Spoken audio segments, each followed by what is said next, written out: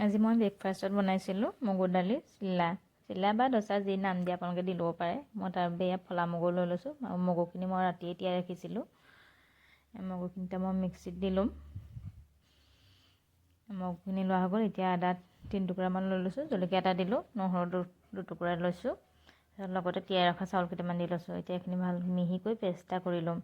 লগত পানী অকণমান দি ল'লোঁ, পানী দিয়া হৈ গ'ল। এতিয়া মই পেষ্টটো ৰেডি কৰি ল'লোঁ। এয়া পেষ্ট কৰা হৈ গ'ল মোৰ।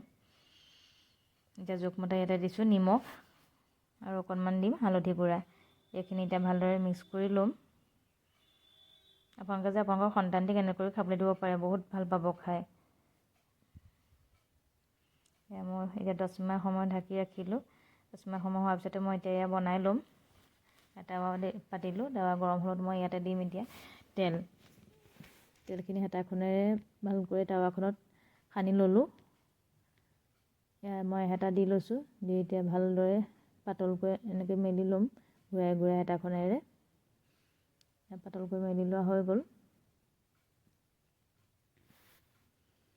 আপোনালোকে ইয়াৰ লগত গাজৰ বা অন্য শাক পাচলি কিবা থাকিলে সেয়া দিব পাৰে। মই এখন এনেকৈ চিম্পুলকৈ বনাই লৈছোঁ। এখন মোৰ ৰেডি হৈ গ'ল বনোৱা।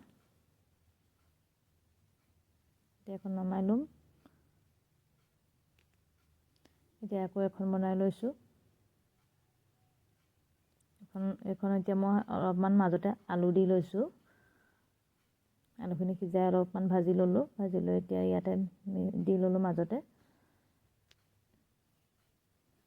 এখনো ৰেডি হৈ গ'ল মোৰ। এতিয়া চাটনি বনালোঁ, বিলাহী নাৰিকলৰ লগত বনাইছিলোঁ। এতিয়া মই মিষ্টাৰক খাবলৈ দিম।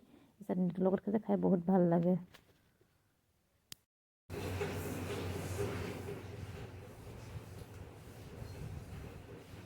কেনেকুৱা আছে?